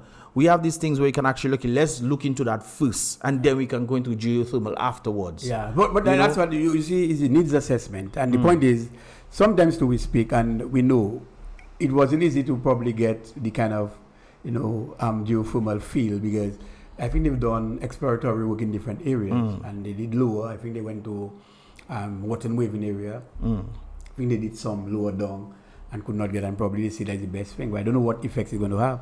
But you just talk about the oil, and so good time you have what the Organization on Petroleum of Exporting Countries, OPEC, and OPEC is the one regulating prices. And once there is let's say a war, some kind of catastrophic event in the world, and you find that oil prices go up and down. And so, but for the time being, we have been stable. But I think we too, Dominica is under the PetroCaribe deal, where you had given Chavez in the PetroCaribe community or the countries. They had a deal. I think I was reading that report. Oil for something, I can remember. I read that report, and I think Dominican Republic was actually members of the PetroCaribe. And PetroCaribe, when Venezuela's economy went into free fall, they were in dire need of cash, and they were offering countries to pay up, and Jamaica was owing something like about $3 billion, happened to pay 1.5 billion, and they pay off the debt. Who no go with that? I owe you $3 billion in oil, and then you want money desperate for them again, you deal 50% cut. You pay. Dominican Republic, I think, got a $4 billion. They paid 2, and they get away. So I don't know if I am not too sure if they continue with PetroCaribe, but I am certain that these two countries actually paid off their debt while Venezuela is in crisis and needed cash, right? So that was a strategy for them. Smart, But it is our business to actually open the sector and to regulate the sector and to let people have a choice over there. Because I am thinking of going into solar to make sure I get my own power. I'll be probably off the grid, and when necessary the grid, I'll pay less. But again, that would affect DOMLEC, that would affect employment. So we have to look at some of the social effects of these things. But we can do it in a way that they can work in harmony with each other and not affect the whole socio-economic environment. You can do that. No, I know it was speaking about Roseau and the political atmosphere of what Person City will be doing. I'm thinking of your opponent, Melissa SKERRIT, and what exactly, from your point of view, in honesty, what exactly has Melissa done for Roseau? Well, that is a question I think you could put to her when you get the opportunity. And she wouldn't come. She wouldn't come. Well, I hope she comes because she's well, let's hope. We'll see one day what could happen, but But I cannot speak for her. But I have eyes to see. You have eyes to see. So that's why I'm asking what you see. Let us revisit some of the things that my eyes saw. Right? Okay, good. So they say they put, what do you call it, the Riverside Boulevard. Good, fair enough. The promenade area. The promenade area. But you know what was there before? You had 20 restaurants, and even more. Oh, yeah, I remember. Yeah, and each of the restaurants employing 2-3 people. So you had 20 restaurants by free, for instance. Yeah. Right? 20 by free. Free to 60 people getting employed, right? And they were along the riverside. You put 10 restaurants there. What do? You cut off employment. Yeah.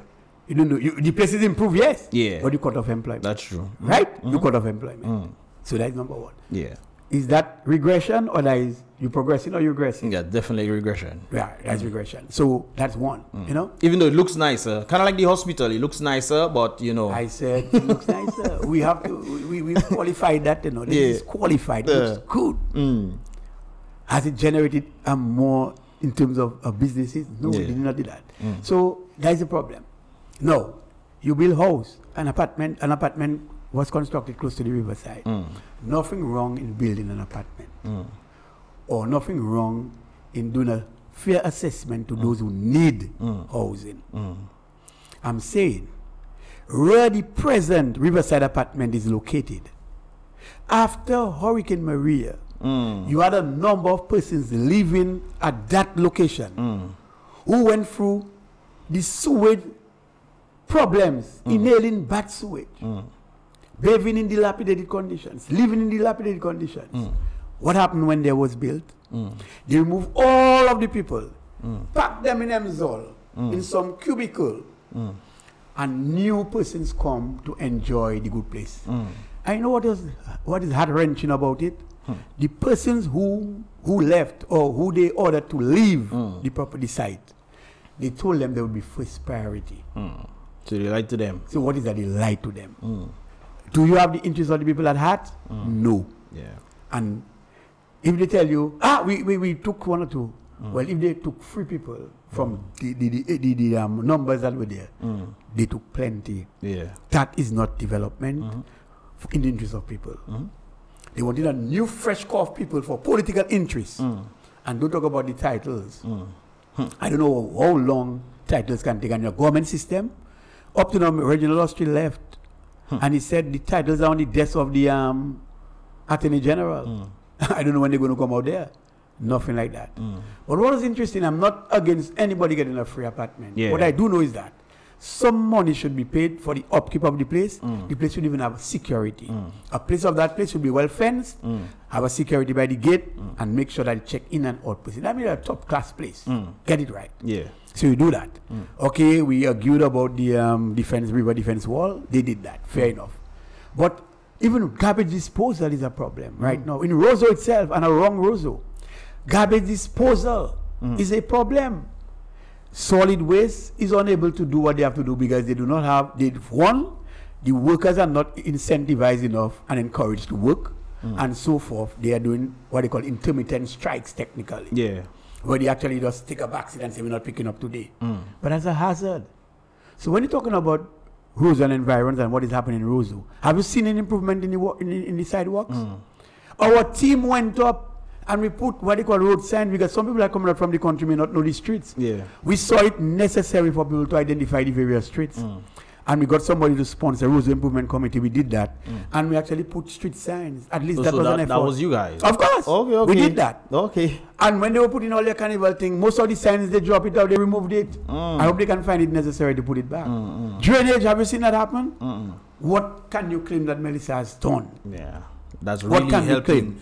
And another thing that I look at how the elevation of the people, are the people improving or are they just getting poorer and poorer? And I don't think the government has done anything in that regard. I don't think the PALREP has done anything in that regard to help the people. In one report, there was a report they call Poverty Assessment Report, conducted in 2009. I read that report. And they were so ashamed to put Roseau, because Roseau, by the way, is in the parish of St. George. Or the parish of St. George comprises Roseau Central, Roseau North, Roseau South, and the Roseau Valley. So technically, Roseau is in that parish.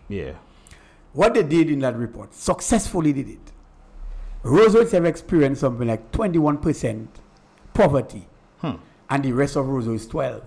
When you add 21 and 12, what do you get in 43%? They shame to put it in bulk figures, so they put Roseau Central and the rest of Roseau to split the figures. So the average. But I know what is Roseau. St. George Parish is by parish. The report summary is in parish. Right? They put it in parish. How is that now it become City of Roseau is not a parish?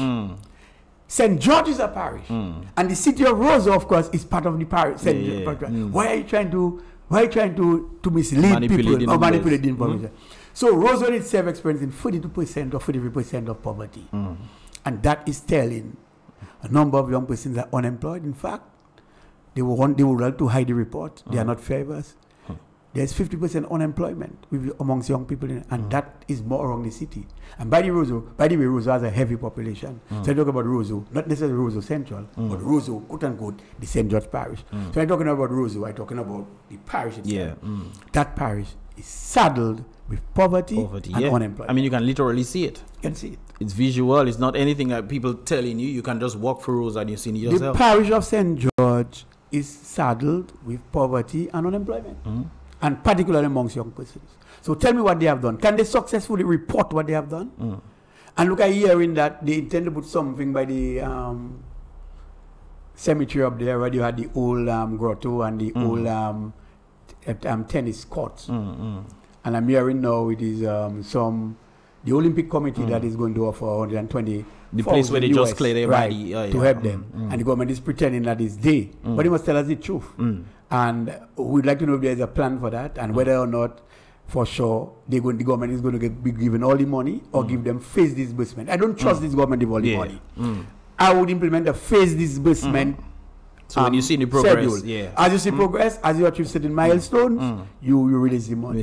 Government can't be trusted with all the money. So I hope that the Olympic committee is good job by the Olympic committee, but hope you monitor and to give the government money in phases. Well, hopefully they see this or they know themselves for them to actually they will hear that. They will hear that. On the basis of the results itself, do you think what do you think about the results between you and Melissa? Okay, yes. The results. Election results. Election results. Yeah. She won by 160 votes, I think. Or I can't remember exactly, but 100 and something. But what I will tell you though happened, and that is why Judge Glasgow, during the time when we submitted our petitions, our election petitions, remember, soon after the election, you have 21 days for the party aggrieved to, for the party who have some grievances, political grievances, on matters they know that went wrong or some discrepancies that happened, to present their petitions within 21 days. We did that as part of it. We are one of the constituencies that did the Roseau Central, UWP, and we presented some of the problems that we have through affidavits, and so we sworn in that. And the matter went to court to be ventilated. The matter was thrown out. And you know, the matter went behind closed doors and asking us to present evidence. We can't present evidence. We need to go to the courts to present evidence. It wasn't about evidence-based. And he wanted to know, Judge Glasgow wanted to know whether or not the case had merit to go forward. But nonsense. Allow the matter to go to the court and let the court make a determination as to whether our submissions were out of order or in order. Yeah. But I think CCJ also ruled that matter should have been heard. And then the CCJ, they had to revisit that same report and said, well, based on what they had, that we should not be able to and should never again in our political history that Dominica should go and entertain another election under many of the things that they saw. And there was another one. Right. But even so, even Judge Glasgow in his submission, I'm stating that Roseau Central had a good case. So if Roseau Central had a good case, why wouldn't you have allowed Roseau Central to have its matter ventilated for the courts and let's bring in the evidence? Maybe because it's the Prime Minister's wife. Well, maybe they knew that what we had was substantial enough to overturn the results. But something you have to look at but before you continue, because they threw out the case. Yeah. And based on what you say in there, there was ample evidence or ample people who voted didn't live there, didn't have the right address. There's ample evidence in that regard to say, okay, that matter should be heard. Right, of course. Since that matter was thrown out, what has happened with it? Well, it's thrown out. In mind, once the judge ruled, that is it. But the point is, the CCJ, the court, the final appellate court for the region, actually made that report and submitted that report stating about those things. But remember now, they cannot have the matter come back, you know. That matter is a dead matter because the judge that presided over the matter decided to do that. No, I asked that question to one of the lawyers that I actually had an interview with. It seems like different interviews that I had coming back to mind. Right. And we're talking about the justice of the justice system. Right.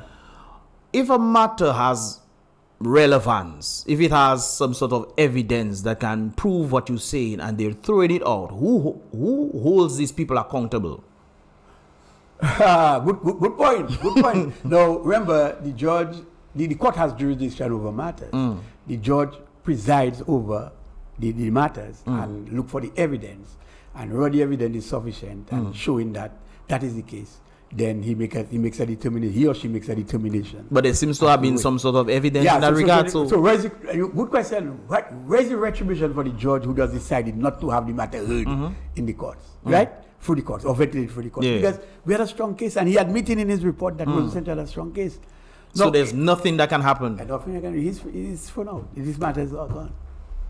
I want to put it simple to make. I know ordinary people listening. I don't know all the sophisticated jargon these people use. I want to make sure. I want to let you understand, and the general public and the viewers, that our matter in Roseau Central was thrown out. But is it thrown out or is it in judicial review? Well, talk about no, not judicial review. It's not in judicial review? No. So it's completely thrown out? That matter is out of the window now.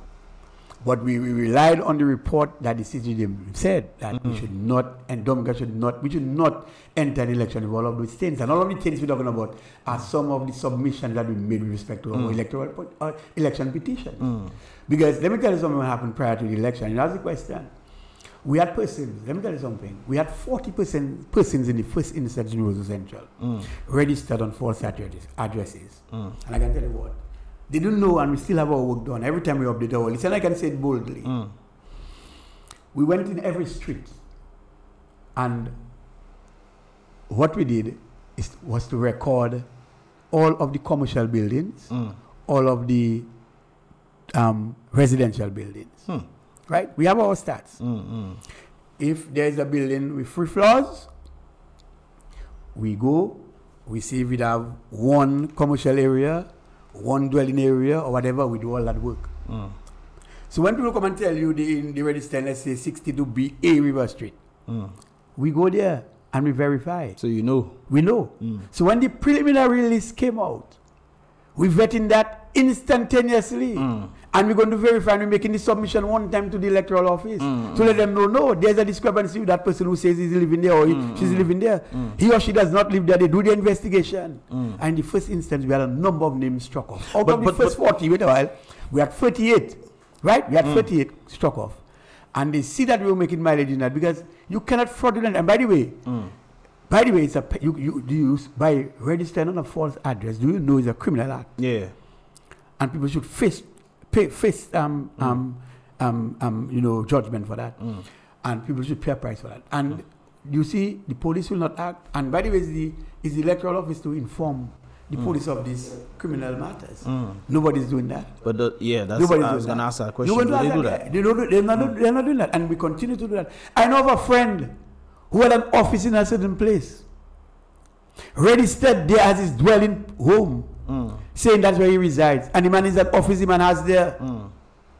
And when we made the investigations, lo and behold, the electoral commission the electoral office confirmed that this man really doesn't live there. And they noticed that this man also resides overseas. When he comes to his office, he doesn't stay there. He doesn't reside there. So he had not met residency requirement in this area, and so had no right to register in this area. So you get my point? Yeah, so that's where we're talking about. The whole fraud is coming out, No, I am. You see, the thing is, you see, right now, when I'm asking questions and I'm still baffled, I'm trying to figure out what will be the resolution or the solution for it. Yeah. And you're pretty much telling me there isn't. Well, there is, I can tell you who should do their work. The people. The Electoral Commission should do its work.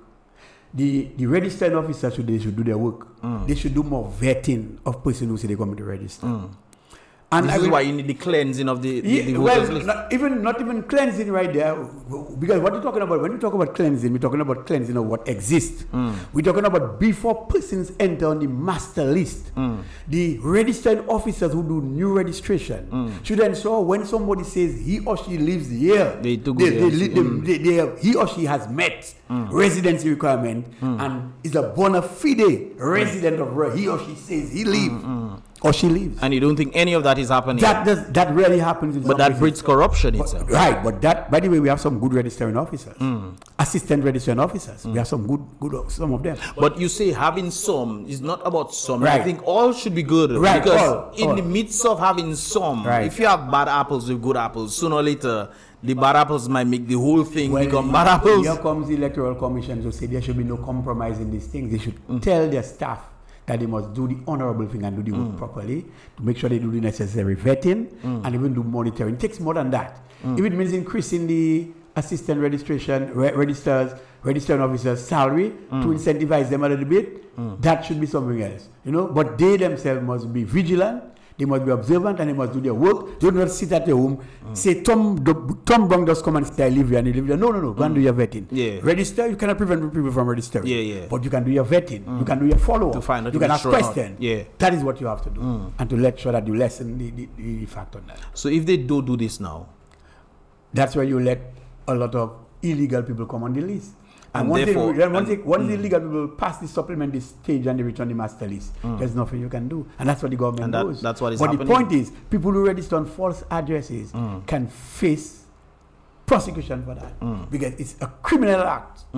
I agree with the criminal act. But how do we stop this? If the electoral office don't want to do this, how do you stop that from happening? They have to do it. It's in the law. It is written. No, but we say they have to do it. Yeah. There's a difference between having to do it and actually doing it. Well, you see, I would say, and it's a good question. Because it's already happening. I'm not trying to invade it, You're asking a very good question. You, myself, and everybody else live under the Constitution of Dominica. We have to follow the laws of the country. no one is bigger than the Constitution. I don't even think. You sure about that? I don't even think. Well, I may be wrong. Because the reason why I'm saying is because we live in Dominica and we see it right in front of us. Broken, but if you can tell me somebody who has right now immunity under the law in Dominica, I am open to discussion on that. But since I've read part of the Constitution concerning people in public office, they don't have all the rights. We are under the laws of Dominica. Hear that? If a man violates the laws of his country, right? He should be prosecuted. He should be prosecuted. But that's the thing. Good. If he's not being prosecuted, don't you think it's going to continue? So you know what is happening? There's a breakdown in the systems or in the governance of this country. The infrastructure, government infrastructure, the police, the registry, the electoral commission, all these under quasi-government operations. They need to do their work. When complaints are made and you have, the police cannot decide from their point that a complaint is made and it is not legitimate. They cannot take that decision. They have to proceed. They have to proceed with a court matter and let the court make a determination as to what happened. Listen, I agree with everything you are saying. I believe, you see me, I'm a man that likes reality. Yeah. What is, what should be, and what is reality right there. We're talking about what should be versus reality. If there's consequences to action, and the action is not meeting consequence, how do you solve that situation from happening again? So I just told you, and I'm going to do that point to give you a nail in that question. If right now Dominica experiencing decadence in infrastructural breakdown of quasi-government institutions, the IPO is not functional, the electoral office is not doing its work, assistant registration officers is not doing, the police infrastructure is down, justice system, everything. The government, we need to remove the government. And we you know, I don't. But then even removing the government might be a problem. No, because you are bringing people that understand law and order. And people do their work when there's a change of government. You know, the government, the present government, is behaving as if what is wrong is right. That's my. You get in my drift right there. But what is wrong? What is wrong cannot be right and will never be right. But the only set of people that can hold them accountable is the people. And they have to act. And but the people not acting, therefore you have a circular motion. You see the problem that I'm talking about right there? I follow you well. They will act. Oh my God, man. We're not a problem. We're not a problem. But you problem see, I'm a person, I believe in optimism. I'm optimistic. And I believe that, you know, one day the people will wake up to the realization that they have not been doing enough and they are actually failing themselves. And when you fail yourself, you fail in your country, you fail in your children, you fail in everybody else. And those who know better, it is sad that they remain silent.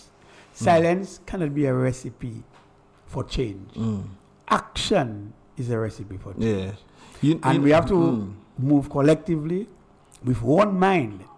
And so when the electoral bell is wrong, we're supposed to have a collective discipline in us that whenever we see the symbol is shoe on any ballot, we pay no eye to it. And the alternate symbol should be voted for.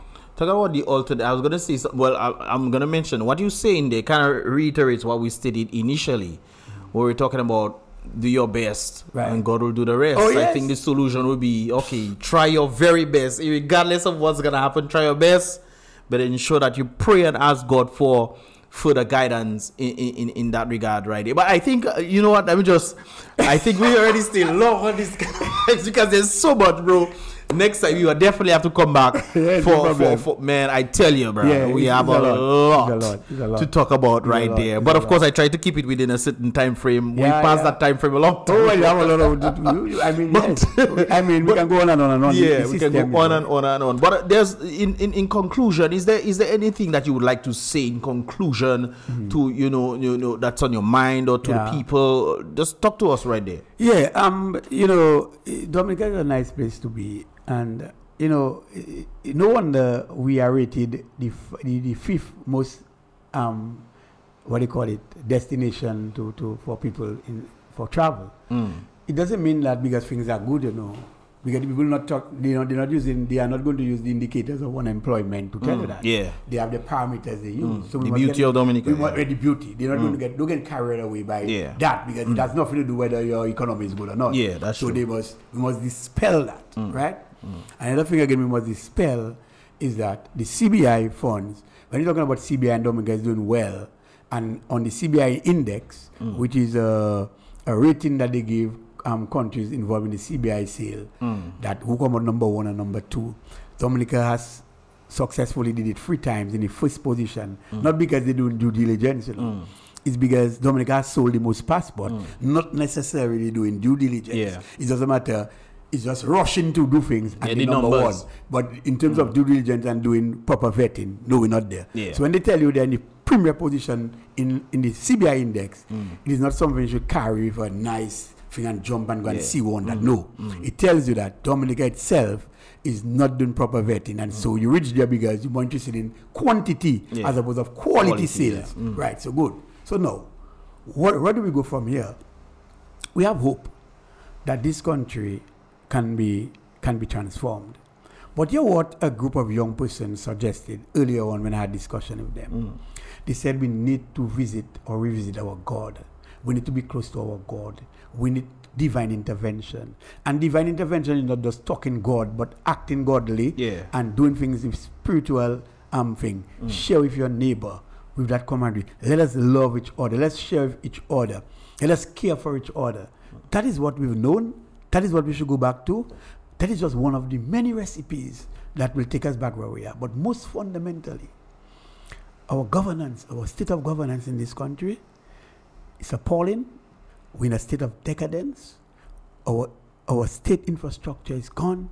Governance is gone. In terms of rule of law, it's been violated time and time and again. And we have an electoral process that is just spoiled. We have been advocating for electoral reform. It's something that we need, and we have to go for it. And until such time that we can have good electoral reform where we have a level playing field for each and everyone, Dominica will remain a dream country.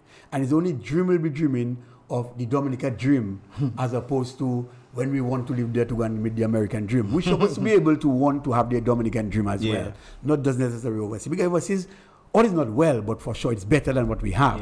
But if we are able to at least put our house in order, collective movement, collective decision, collective mindset, to remove this government with our democratic hands, then we'd have achieved one stage of our milestone, the out, and then we make the preparatory stage for good things to come.